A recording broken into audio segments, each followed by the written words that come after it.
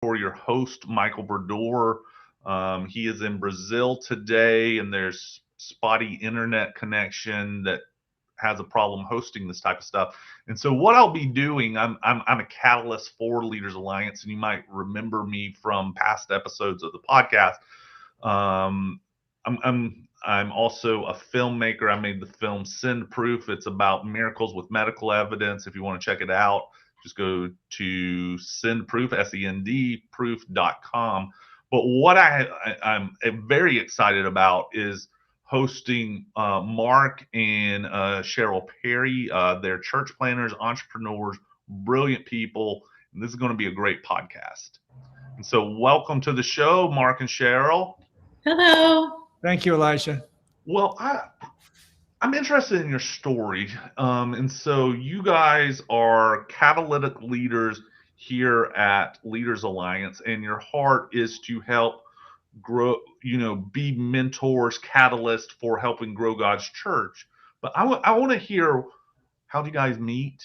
Kind of a little bit about your background and what got you into church planning and entrepreneurial work in the first place. Okay. Sure. How we met. This is a fun story because I was in college and I was living in a house with 9 other gals, and Mark's sister was one of those gals. And my pastor's wife actually at the time had said to me, probably like a month before, "Hey, have you seen that new guy, Mark Perry?" And I was like, "Ooh, no, I have. He's wow." So then I came home from work one night and he was sitting at my kitchen table, which was super intimidating. But yeah, so that's actually how we met, around the kitchen table at my house when I lived with his sister, Michelle, which was so fun. So that's how we met. And then anything else you want to add, Mark? Yeah, we met at church. Before that, so I maybe you could give your background too, Cheryl, but I was not raised in a Christian home. I was born and raised in Virginia. At 16, my parents were going through a divorce. We moved to Arizona, and then we moved to California. They were trying to patch up their marriage. I was in 2 brand new schools in my sophomore year of high school. So it was difficult. I had 2 jobs before we left. And so I wasn't in a broken place, but a lonely place. And somebody came up to me, and it was the very end of the Jesus movement. They sort of shared Jesus with me. And I went along to go to church because I didn't have any friends. Yeah. And I'd go to church every week, and I didn't understand a word. It was all blah, blah, blah, blah, blah, blah. I had no idea what they were saying. I couldn't understand a word. And then one day, my ears opened, and I could hear the message. It was shocking. And I heard the message, and I ran forward to receive Jesus. And my life turned around in a radical way. And I began to share Jesus on the streets and with my friends and with my family. I joined the speech team in my high school, and I began to give speeches about Jesus Christ throughout California. And and so I wanted to I wanted to become a missionary and go to India and live by faith. And my parents forbid me to do that. And I was like, Lord, should I listen to them? And the Lord said, honor your father and mother. It'll go well with you. So I went to the local university. I got a degree in communication, and I decided I wanted to be a pastor. And so it was after I went to college and then graduate school. During graduate school, I was a grad and Cheryl was an undergrad. We met. We were both going to the same college, and fell in love, got married, and started having children. And then a few years after that, I had done a lot of ministry already up to that point. But a few years after that, we decided to do our first small group together, and it just began to grow. Yeah. And then we did another one, and that grew. And then our pastor invited us on staff. And then we ended up helping him plant a church, which was called the 5 Cities Vineyard. And then he gave us leadership of that church after about a year. And we became the pastors of that church. It was about 75 when we got it. We left 4 years later. It was about 250 to maybe 300 at the most. And we left that church and we went to Akron, Ohio. The Lord asked us to go start a church among the poor. And so we did. We went to a lower economic, racially mixed city, industrial city that we'd never been to.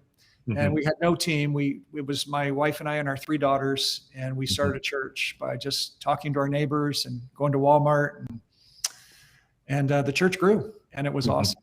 So that's kind of our early days. And so you guys said over time you moved into an entrepreneurial space where you're still doing church stuff. And I'm interested in that because a lot of people go thinking entrepreneurial and Jesus don't mix, especially in church. Never use anything you've learned in the business world in church. And so, how do you work through that theologically and process like, hey, we need systems, we need stuff like that? Like, talk to me about that. Yeah. My friends and I call it being spirit-filled and smart. I think you can actually do a church service that's both planned and spontaneous at the same time. Right. I just think it's all of that's possible. We're both and people. We're not either or people. Mm. And so we believe you can do two things equally well. We're Renaissance people. We're Renaissance thinkers. We don't think you have to stay in your lane. We think it's good to stay in your lane in terms of your strengths. But there's a big world out there. And what's fascinating to me is that both of us have received numerous prophetic words from very credible people that we're called to multiple things, that we're both called to business, we're both called to politics, we're called to media and entertainment. In fact, I mentioned to you earlier, we were on a TV show, and that was prophesied by Shara. Her name used to be Pradam, now she's Chalmers, but yeah, I know her. Prophesied that entire thing before it happened. It was fascinating to watch it unfold. There were 1,000 families that applied to be on this TV show. We were the only family that did not apply, and we were selected. They recruited us. They recruited us, and it was an amazing opportunity to tell our story and to speak to the nations about about our daughter not getting an abortion, but her baby being saved because of a prophetic word from God. And I mean, it was a fascinating opportunity. We had producers run out of the room crying. I think too, just that question about entrepreneurial, like it is who we are. In order to start and pioneer a church, you actually have to be entrepreneurial. You have to be able to go and meet people and start something new. That takes a certain kind of skill. And I think it's not valued enough in one sense within the local church because like we're supposed to be the ones going out, but so much of the time the church is like, stay in. And our big heart has always been to send people out, like equip, empower, send them out. That's really because that's what we've done. And that's been our call. And then doing the entrepreneurial aspect of that, it's like just different opportunities have come up, and we've felt like God wants to do that at the same time as doing church and planting churches. We've had both had very successful businesses and that we ran and then sold for profit and then start another one, so, and that's actually been even in our church. We had that. We have a second 501c3, a nonprofit, a charitable one, not a religious one. And to start businesses, because how do you meet people? People are in the world. They're not always coming to your church. And so we just have such a heart to really get the kingdom out into the world. Yeah. Michael Berder likes to say that when you have a pastor-based church, and this is not a slight against pastors, this is just a natural outflow of their gifting and calling, but pastors like to gather and protect because that's what shepherds do. They feed and protect their flock. They're not necessarily dreaming of how to get 10 more sheep. They're thinking, like in Luke 15, I've got 100 and one of them's missing. Where's that one? I'm going to take care of it. I'm going to protect it. I'm going to get it out of the barbed wire. It's going to come back into the fold. We're not going to have any wolves. And that's how pastors are wired. They're protective. They're nurturing. And that's a big gift. That's a God-given gift. But apostolic people are thinking how to gather, equip, and send. They're not thinking how to gather and protect, although obviously we want to protect, but they're thinking how to multiply, how to build, how to reproduce, how to create more impact. And I've been thinking that way since my first job. I was 11 years old. My dad worked as a sales manager at a car dealership, and I picked up cigarette butts at the car lot. That was my first. My second job, I was 12 years old. I got a donut route with Krispy Kreme, and I would carry a big box of 6 packs of donuts, and I'd go on the streets and I'd sell them. Yeah. And my third job, I was 13 years old, and I had a paper route. When I was 15, I worked as a busboy at a country club and a lifeguard at a hotel pool, and they were both illegal. You weren't allowed to work till you're 16, but I somehow got the job. So When I was 14, I became a caddy. Like that was just my, I didn't know any better. I thought that was normal life. I was shocked when I became a pastor and found out there are people without a work ethic. I'm like, are you kidding me? I never heard of such a thing. And I'm not a workaholic either. I love to be fruitful. I love to create. I love to produce. And so to me, work is a joy. It's not a burden. It's not something that takes away from my wife and family. It's just like, yeah, you work. That's what you do. It's a joy. But I think that some people get stuck in this victim mindset that work is some sort of curse. And I'm like, oh, no, it's a privilege. It's a privilege to work. So you guys and I were talking a little bit before the podcast, and I was expressing this frustration is I've worked in the church, executive pastor, everything's slow. And then I've worked in the business world, and I say, build me a book cover, and overnight this happens, and it's a 10. Yeah. And I don't know, how do you go into churches and go, hey, let's learn this efficiency thing, or think critically about how we produce stuff and what we shouldn't be doing? Can you guys speak into that? I think really, like you were saying about systems are important. We were talking about that earlier. Right. And sometimes systems or strategic thinking even can be seen as not such a great thing in the church, but we need that. We need things to be made excellent because we're serving our King. And so as we've led churches, we've really tried to equip our teams to have that standard of excellence and help them understand kind of what they should be doing and what they shouldn't be doing, and not see that as a bad thing. Like, it is life skills. We are supposed to help people grow into their personhood.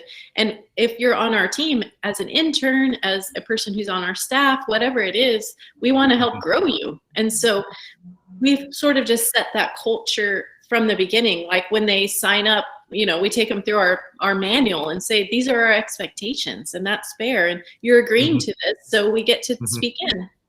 Yeah. I'm going to give you 3 reasons why I think it's so slow and how it can change. Ooh, yes. That sounds good. That's a preacher right there. That's right. These are all based on experience. Yeah. So the first one is, I just became president of the Harvest Festival, which is a local festival in our town. And it's all volunteer. It's another organization. It's a nonprofit called the Harvest Festival. So I'm actually CEO of 3 nonprofits right now. Everyday Church. We have a second charity. So that's a religious corporation. The second charitable corporation that we started is called Hope United. That's to run all of our businesses through. And we have businesses in our church and in our ministry.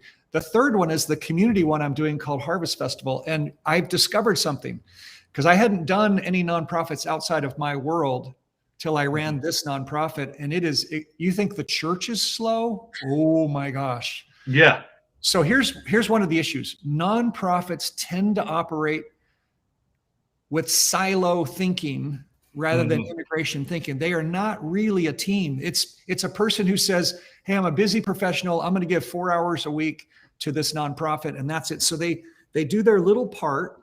And then you can't ask them anything else. You can't even we have 50 people on our team. I can get 10 to a meeting in the nonprofit, in the community, because people they'll tell me at the beginning, I can do my part, but I can't come to any meetings. Yeah. Don't ask me to do anything else. So what they're thinking silo. They're not thinking like owners, right? They're thinking like silo contributors. Like, hey, you're privileged to have me for 4 hours a month or a week or whatever.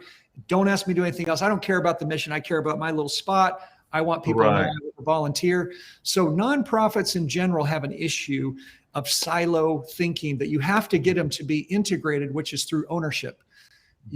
So we have to get owners in nonprofits, not silo thinkers. The second thing is that there's a lack of understanding about the difference between family and team. Yeah, that's true. So tell me about that. In a church, everyone's in the family, but not everyone's on the team. Yeah. This became super apparent to me. We visited I won't say what city, but we were in Brazil, visited a missions base. And they had so many problems at this missions base because it was a popular missions base. So people would hear about it in the US or wherever they were from, and they would think, I'm going to go there and find my tribe. So they were literally coming for family. Oh. But some of the people on the team were there. They were there because of team. They don't even care about family. They just want to get the mission done. They wake up in the morning. They're like, what village are we going to hit today? So you had these people that were in dichotomy about what their purpose was. Some of them weren't really there to reach anyone. They were there to get along with their other missionary friends and go out to coffee and have lattes. And that's why they were there. They wanted a family on the mission field. It was a romanticized idea of family. Then you had other people that were sort of like almost anti-family. They were there because they believed in the mission. They were missionaries. Right. That family team dynamic, if you don't have understanding about that, it will split any work. It's the reason why the number one reason missions fails is because missionaries can't get along. The reason they can't get along is they don't understand the difference between family and team. So family, everyone's in the family, not everyone's on the team. Team is a subset of family, and each one requires a different level of buy-in. And if you're not in healthy family, you shouldn't be on the team.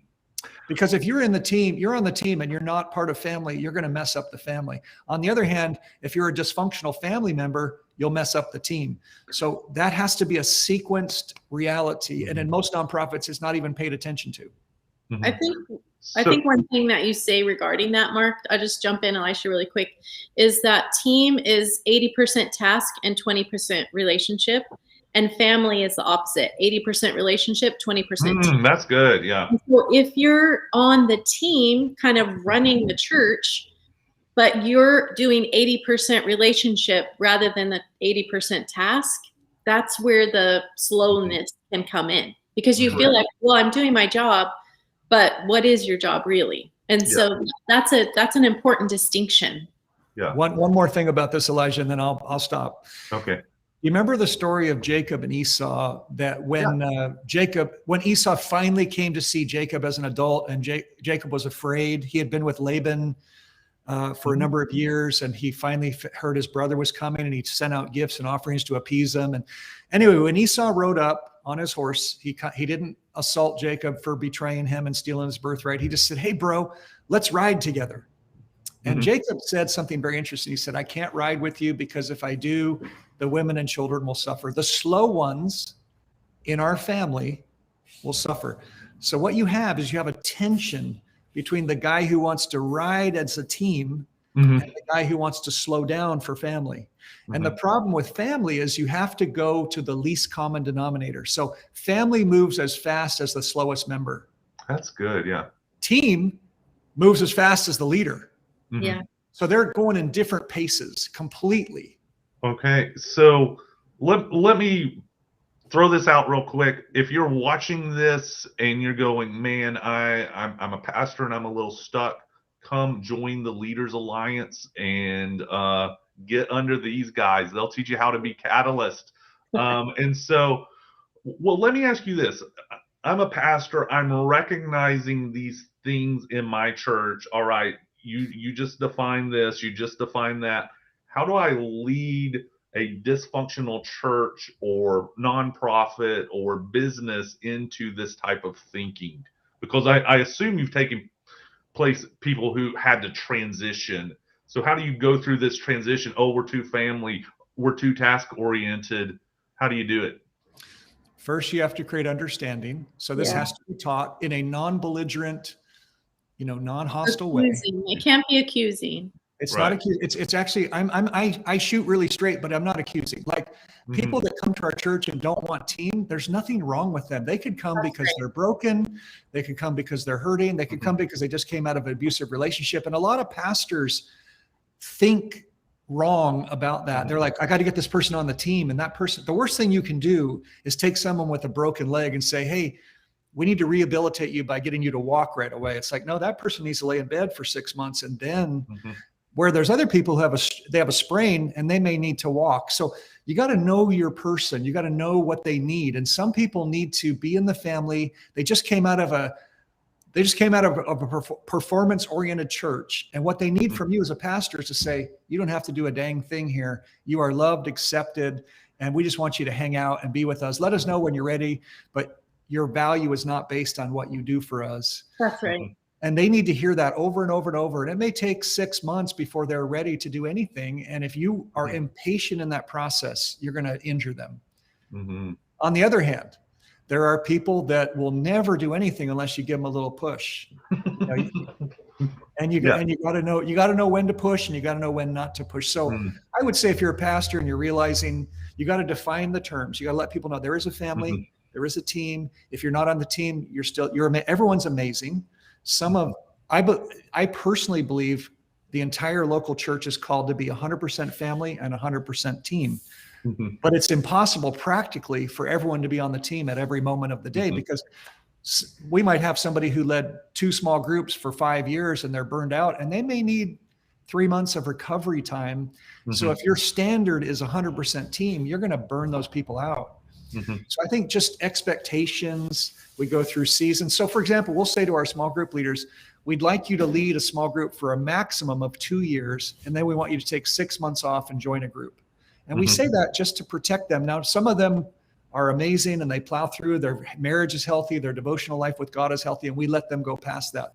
But a lot of them, we just say, hey, just take a break, because we want them to be at their best, and we know that burnout happens. And so I think stewarding that, defining it is really key. And then I think also there's a bunch of other answers, but I'll stop there. There's a bunch of other things to say about that. Well, that's good stuff. So Cheryl, talk to me about being a healthy pastor and female perspective on this, because you're married, and like the marriage is hard in ministry, and a lot of times we can talk to the men about it, but then there's the wife side. And so can you talk to me about that?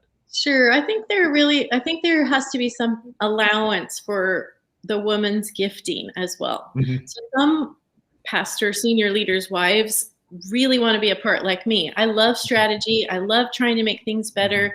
I want things to grow. I love the church. I have input. There are other pastors' wives who really just want to attend, maybe teach Sunday school, maybe teach this or that, or do something else, and that's fine. So just like with anyone else in our church, we're not going to make people do things that they're not called to. And so there has to be allowance for that. On the other side of that, there does have to be allowance for people like me, women like me, who really want to have a part. Like, I have a lot to say, and I want to bring the gifts that I have to the forefront. And so it's an interesting dynamic as a woman and as a pastor's wife, as well as senior leader. It's like I have different roles to play. Number one is to support my husband. Like, that's my main job, is to support Mark and believe in him and do what he's asking us to do as my pastor, as my husband. So there are roles. Yeah. And I think sometimes I can be guilty of forgetting that, because I'm his wife and I think of him, oh, that's just Mark, my husband. But sometimes I'm like, no, wait a minute. He's my pastor. In one sense, he's my boss, even though I'm on the staff and we're kind of co-lead. So he is my boss too. And I think sometimes as women, we kind of get snooty about that. But it's just a reality. And rather than fighting that, just accepting that, really knowing our place. And I'm not a women's rights advocate, but I am. So it's it has to be both. Like, I have to have a biblical understanding of who I am in Christ, who I am with my husband, and who I am in the church and my role. So I always joke, I always tell people I want to write a book called Yes, I'm the Pastor's Wife. And it's like, because that's how I'm introduced, but people don't even know half the stuff I do. If I oversee all of Sunday morning, if I put down, like, I build teams like crazy, they don't know that. But do I really need them to? So I'm not trying to make a place for myself, but I have to be secure in who I am. Have you guys ever had to define expectations for you, Cheryl? As some people go, the pastor's wife has to show up at this lunch and this thing on the weekend, or she's not doing her role. And well, I've unpaid entirely. No, I've been on our staff. So I've been on the executive team. Okay. So my role as pastor has been similar to other people we hire and employ. So I haven't had that. I have had job descriptions because I have a job. And so that's part of my job, to do those things, because that's what I get paid for. Yeah, and the Java descriptions can eliminate kind of those false expectations by people, so that's good. Yeah, I think too. I think Cheryl's. I'm a champion of my wife because not only because she's married to me and I'm married to her, but because she's actually a phenomenal leader. Like she actually cares about. She sees things I don't see, and I'm not saying that with any false humility. That's just the truth. I think that she's not as much of a public persona in terms of like preaching. Like I'm very quick on my feet. She's more of like a prophetic preacher. She would get a message from God. She'd think on it for a month or two and then she'd deliver it. But I don't know that the grueling pace of preaching each week would be well suited for her. Right. But all the rest of the job of the church, she could easily run the church. And if she had a preaching team, I think she could run the church as good as I can. So I actually believe that about her, number one. And number two, I treat her that way.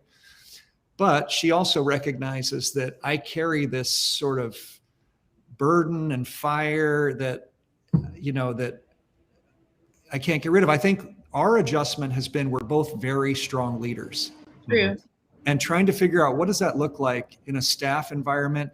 And I don't think, by the way, that every spouse should get paid. I think that sometimes is milking the church, but in this particular case, I would put Cheryl's staff ability up against any executive pastor, she can run things as well as anybody I've seen. So she deserves a paycheck. Like she shouldn't just be, meekly behind me and then come to all these meetings and do all these ministries that are relegated to women and then not get paid. On the other hand, there are some women that's appropriate for them. They're not really leading. They're a presence. And because they're a presence and they believe in the local church, they shouldn't get paid for just showing up. Like we don't pay Cheryl to be a member any more than we pay me to be a member. Right. We pay her to do a job and we pay me to do a job. And so we've done it without pay. We don't care about the paycheck. We labor is worthy of his hire, but we don't do it for money to begin with. So I think some of those things need to be worked through and talked about, and there needs to be accountability because there are couples that milk the church and the one spouse or the other doesn't really do much, and that's inappropriate. I do remember getting my first paycheck from Everyday Church where we are now, because I think at that time we had been doing churches for 12 years or something already. And I did all the same things without pay. I just had young kids at home, so I couldn't be at the office and, just didn't work. But I was still overseeing Sunday morning. I was still overseeing, all of the Kingdom Kids stuff. I did oversee worship. I oversaw all of these things, built teams, did all of it. And then something happened and I actually got put on the staff at Everyday Church, which is super funny. But I remember getting my first paycheck from the church going, wow, like I've been doing this all along. And whether I get a check or don't get a check, I serve Jesus because I love him. Yeah. And so then that switched to become my job. Like I didn't have another job. I sold my business and I started working for the church. And so it was just appropriate. Well, let me take this an entirely different direction. So you guys, you're systems people, you're entrepreneurs, and this is the thing that can happen to all of us entrepreneurs. We can build anything. We can go, all right, we'll build this system.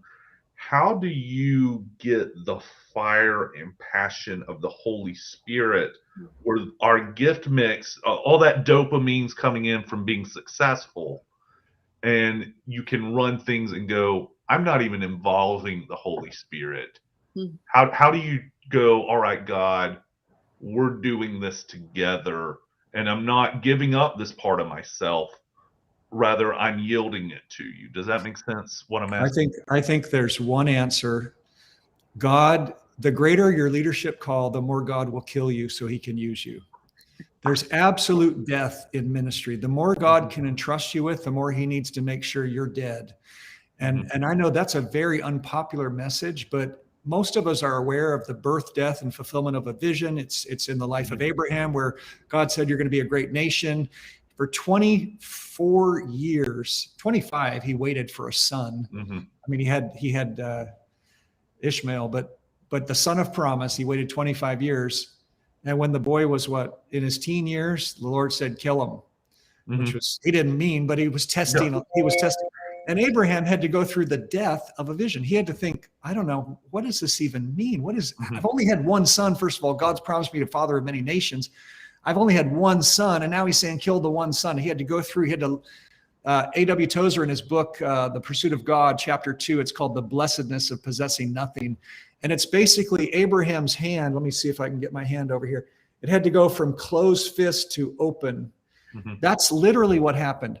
Abraham held the call of God with an open hand and a loose grip from that point forward. He still believed in it. He still celebrated the testimony of God, but he knew it wasn't his.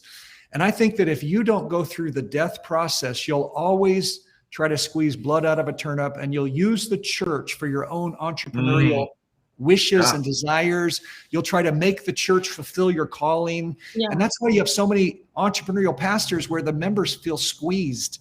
They feel like, wow. And used. Yeah, it feels like you're using me to fulfill your destiny. But if you don't die, you'll do that. So the danger of an entrepreneurial person is not that they're entrepreneurial, it's that they haven't died.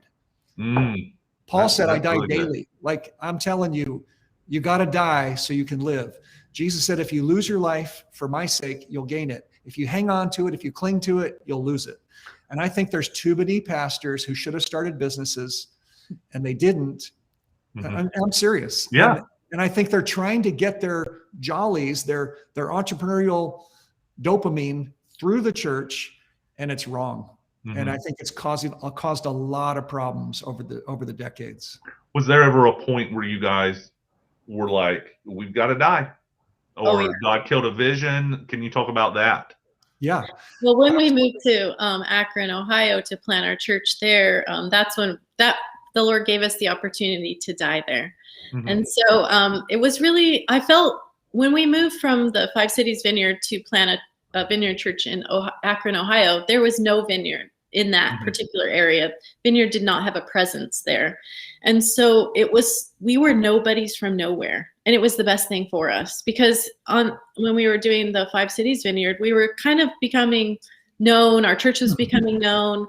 And, but it's that issue of unless a grain of wheat falls to the ground and dies, it's like you have to die to yourself. And so we learned that we had that opportunity while church planting, and it was the best thing for us because it really wasn't about us. It was about building his kingdom. It was about bringing Jesus to the people that we encountered. And it just sort of, in one sense, purified our motives. And so it wasn't about us anymore. It really was about what he called us to do. So Cheryl's touching on something. I want to just sort of give you the story because I think it'll help flesh that out in real time with real situations. So we're building this church called the Five Cities Vineyard. Our worship leader, his name was Scott Underwood. He was one of the most internationally recognized. He ended up being the #1 worship leader in the vineyard. We did an album. We were stars on the rise, if you look at it that way. We didn't think of ourselves that way, but we were in our movement. Our church was growing. We're getting well known. The Lord spoke to me out of John chapter 12, what Cheryl quoted. He said, unless a grain of wheat falls to the ground and dies, it remains alone. But if it dies, it bears much fruit. And this is what he said. I want you to go to Akron and die. That's what he said. The next thing that happened, I'm standing on the hill in Pismo Beach overlooking the Central Coast. And the Lord speaks to me and he says, go to Akron, plant a church and do it my way. And I said, I thought I was doing it your way. And he didn't answer me. The next thing that happened, I'm preparing our church for our departure, and I'm preaching a series on change. I walk down the center aisle after my message, shaking hands and hugging people, and I come to this old French prophet named Mr. Mason. He was in a wheelchair, and he grabs both of my hands and he starts weeping. And he's choked up, and he says, son, it's going to be so hard. And he says, you're going to make it, but barely. That's what he says to me. Wow. Then I get to Akron, and for various reasons, Mike Bickle and I ended up in a conversation on the phone. And I tell Mike Bickle, the leader of IHOP, I tell him just a bit of our story. And he says, oh, I know what's happening. God sent you to Akron to kill you so he can use you. Yeah. He did. I didn't tell him any of the death stuff. So 4 different times the Lord said, I'm going to kill you so I can use you. And I thought, I don't even know what that means, but okay. Yeah, whatever. And that's absolutely what happened. Like we came back, John Wimber used to say, never trust a leader without a limp. He's talking about Jacob wrestling with the angel of God, and he ended up with a limp, but he got the blessing. Yeah. And I think there's a truth to that. Now, that's not a good prosperity word because people hate that. No, we're going to go from glory to glory, greater, strength to strength. But the truth of the matter is that God doesn't trust a leader without a limp. And he has to get you to the place where he can actually trust you and use you. And you have to know it's about him. I remember getting a prophetic word from a lady. She said, God's going to give you the desires of your heart, but when you finally get them, you're not going to care. And I thought, that's a good word right there. Yeah. Because the reward of ministry is friendship with Jesus. It's not, Amen. It's not the gold pot at the end of the rainbow. Like if that's what you're living for, you stubbed your toe right out of the gate. But it's about friendship with God, which is, you know, Heidi says all fruitfulness flows from intimacy. And we believe that. And when you're dead, you can do it. You can do it all. God can hand you millions of dollars and they can flow through your fingers, or you can hold on to it. It doesn't matter. You don't care. And I'm telling you, that is the number one issue. And I'm telling you right now in culture, there's an anti-death spirit in a bad sense. Like obviously none of us want to die physically, but we are suffering avoidant. We are absolutely trying the best we can to avoid suffering at all costs. And even Jesus learned obedience by the things he suffered. It's a misnomer that you can get to your destiny without suffering. It's completely false. Let me ask you guys this. This is something I even struggle with. Is there's a difference between like hurting people's feelings, like, oh, you changed the paint color, that hurts my feelings and didn't talk to me. And then harm, which is people doing relationship damage. And as a leader, you have to make unpopular decisions. And all of us want to be loved. And as we're navigating church life, this comes up all the time, is sometimes this slowest person you're talking about is we need to slow down. And other times we need to just, this is the right thing to do. How do you get your heart right in those moments to make the hard decision and to be healthy through that process when you're not liked? Does that make sense what I'm trying to ask? 100%. Yeah. That's the hardest thing about ministry right there. I know it is. I think you have to first, it sort of goes back to what we were saying, because it's not about me. So whether I'm really well liked or not, I'm actually doing what God's called me to do. And if people in our church believe that, you know, I'm a leader and I have to give difficult news or difficult decision or something they don't like I have to be secure in who I am. And if I'm not healthy in who I am as a person before Jesus, that's going to come out. And so making sure that my life is, I am a healthy leader in and of myself is super important. And I think sometimes as leaders, we neglect that because we don't want to be seen as weak, or we don't know where to go to get healing. But just having that value for being a healthy person emotionally in order to talk to people and bring hard things, I think you sort of have to start there. You have to have a tender heart and rhinoceros skin. You have to. If you don't develop, a lot of people get rhinoceros skin, but they become hard-hearted. Other people have a tender heart, but they get wounded so much they're a basket case all the time. And we have to have both. I'm telling you, if you don't have a sort of an apostolic strength, you can't lead. You can't, because it's lonely. There's a lot of attack. People that have never led shouldn't criticize leaders. They don't have the right. You really have to walk in a leader's shoes. I think it was Peter Drucker that said the three most difficult jobs in the world, which is, again, I'm not saying he's right, but it's interesting. He was a business consultant, president of the U.S., president of a university, local church pastor. That may sound ridiculous, but the level of emotional abandonment, betrayal, it's uncanny. And you know what happens when you're a church pastor is that you get asked to pay a bill that you didn't create all the time. So someone's daddy issues, someone's previous leadership authority issues, they walk up to you and they hand you a bill and they say, pay that, and maybe I'll trust you. So the relationship starts all wonky anyway. You shouldn't have to pay anybody else's bill, but people will ask you to do that all the time. And if you don't have thick skin, you'll run around trying to pay everyone's bill and you'll exhaust yourself, and then you'll end up resenting people. Yeah. And you can't do that. You've got to forgive all the time, but you've got to be tough. You've got to know. I don't mean tough like mean. I mean, you've got to be tough to say, I love you, but you're all messed up and you need some healing, sweetheart, or Did whatever. you guys come into ministry with that strength, or did God develop it? Well, tell us your stories, because everybody wants to hear about, like, how did you go become that? I remember being at a conference at the Anaheim Vineyard when I'd been a pastor for 2 years. Yeah. And this guy was ministering to me during ministry time. And he said, I see you in a hospital gown in the hospital. And I said to the Lord, I said, Lord, why did you make me a pastor when I'm so broken? Mm-hmm. So I started broken. I still have brokenness, but I started broken. Mm-hmm. And I know God called me. So I'm like, Lord, why would you do that? Why don't you just recruit people that are fully whole? Yeah. But he recruits us where we're at. And so yeah, I didn't start. I was so filled with shame when I started pastoring.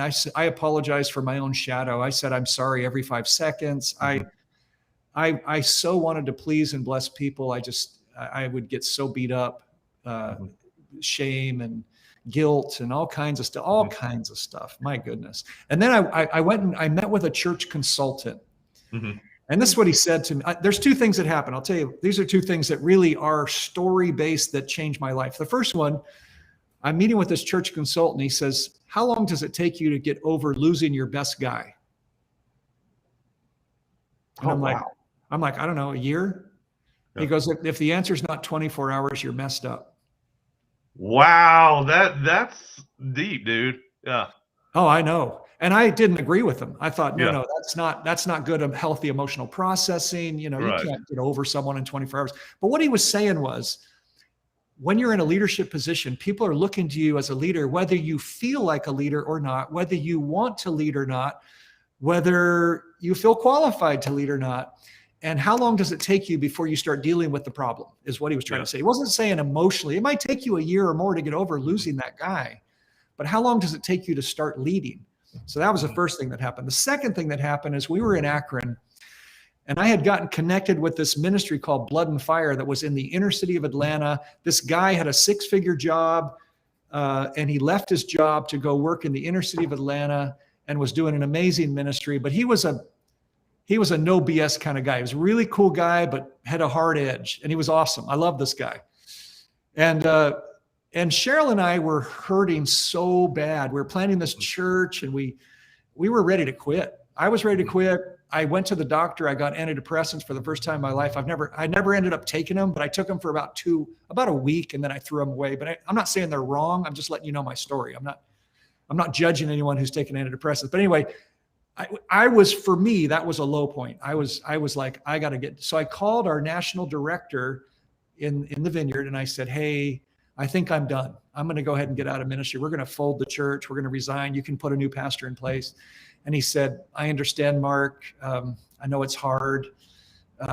We'll stand with you. We'll get you through this. Then I called another guy that was over me, and I said the same thing. And he said, yeah, we'll get you through this. Don't worry. Same exact thing. Sympathy, understanding. Mm-hmm. And it was very comforting. My friend David, who was in the inner city of Atlanta, working with the poor. And I said, David, and I gave him the same spiel. I'm quitting. It's not working. And he listened, and he was quiet for a few seconds. And he said, Mark, I have one thing to say to you. And I said, what? And he said, lead. Yeah. And I was so offended. Mm-hmm. I'm like, how dare you say to me, lead? Like, I've been leading for a long time. We led a church to growth. We laid it down. We came and died in Akron, Ohio. I was in the death right then, by the way. And I didn't say any of this to him. I just said, okay, hey, thanks. Got off the phone as quick as I could and sulked and licked my wounds. But I thought about what he said, and I thought, he's right. Mm-hmm. I need to lead. I need to do the last thing I want to do right now. Mm-hmm. And it saved my life. I'm still in ministry today because of that. Those 2 events saved me from quitting prematurely. I think for me, like, I just can remember just leading small groups of like healing groups. Mhm. You know, we did this amazing healing thing called New Images and basically went through a workbook, a 12-week thing. Mhm. We just did that. I did that. I led those groups. Mark and I led those groups, but I did some on my own as well, Mhm. over and over and over again. And just having that value for health, like fighting for health, fighting for, wow, I'm really hurting in this area. And I recognize my need for healing and then getting it. And even in the midst of church, like it's not like the church can't see you weak. I remember it was during a time in our season, whatever, and Mark was preaching this amazing message. And it was, I think, about healing heart stuff. And I went forward and I was just sobbing my eyes out. I was just like on the ground crying because God was really meeting me. And this gal who ended up being a really good friend of mine, she came and later she had told me, wow, I was kind of scared to come to your church because here this pastor's wife is like bawling her eyes out on the front row, like, and no one can console you. And then she's like, but then later I realized, wow, isn't that what we want? Like, Mhm. we have a phrase in our church of always saying this, that never be ashamed of your need for God. And that is like, that's been our ministry. Like at different times I've needed healing. I've needed help. My skin isn't as thick as it should be and arrows have gotten through and I'm in pain. Mhm. And I don't hide that from the people we lead with. I expose that so they can help me heal.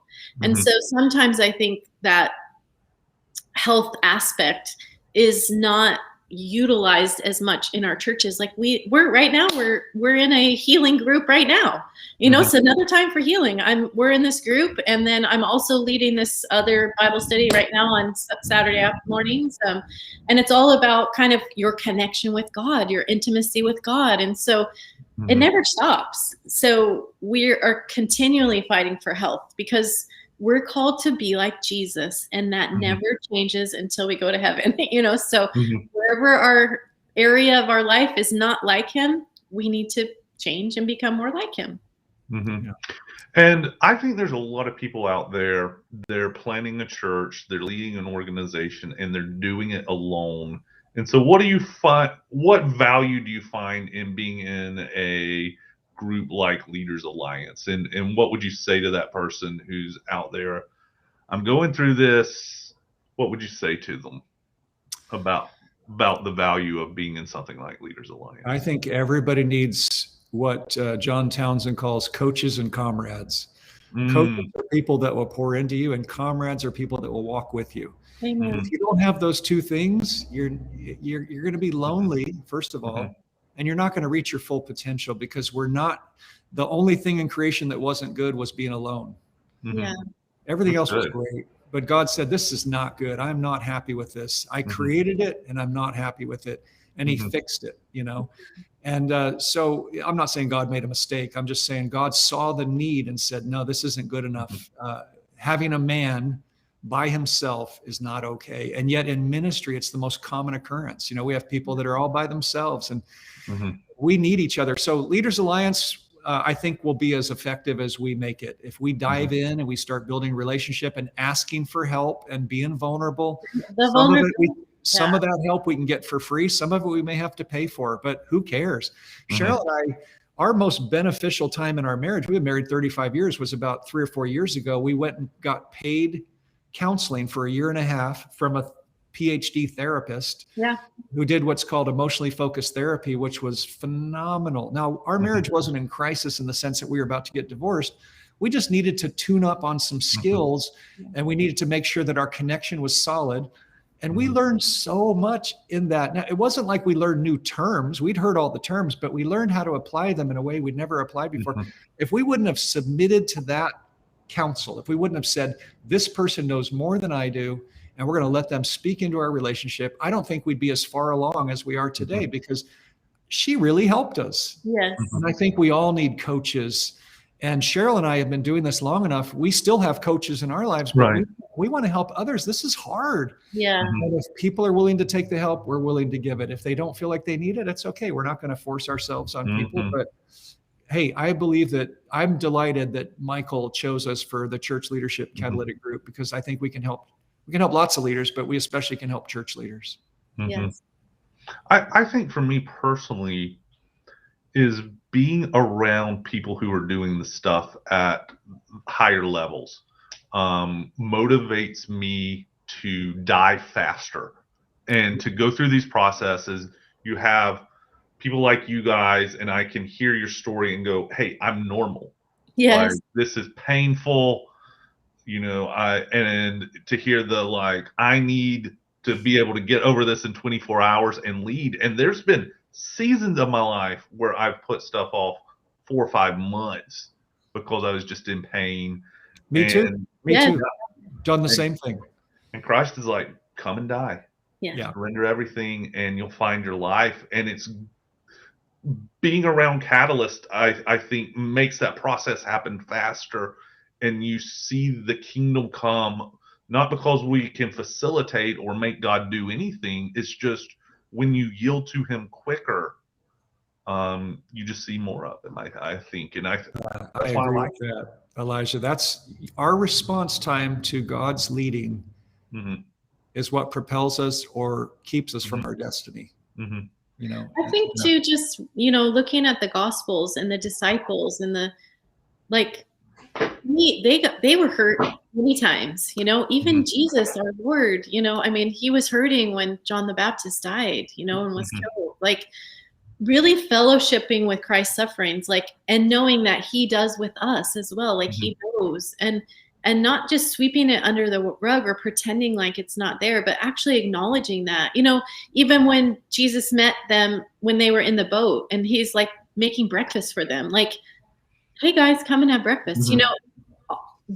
Peter just denied it. It's we just pretend like so much isn't happening, but it really is. And if we're honest with each other in Leaders Alliance and say, hey, I am in the boat, but I'm really hurting.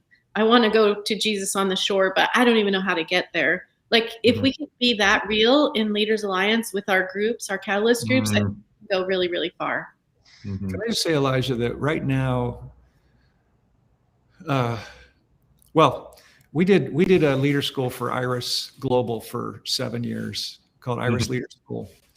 And we wrote a curriculum with 7 major areas. And the first area was called Safe Leaders. Yeah.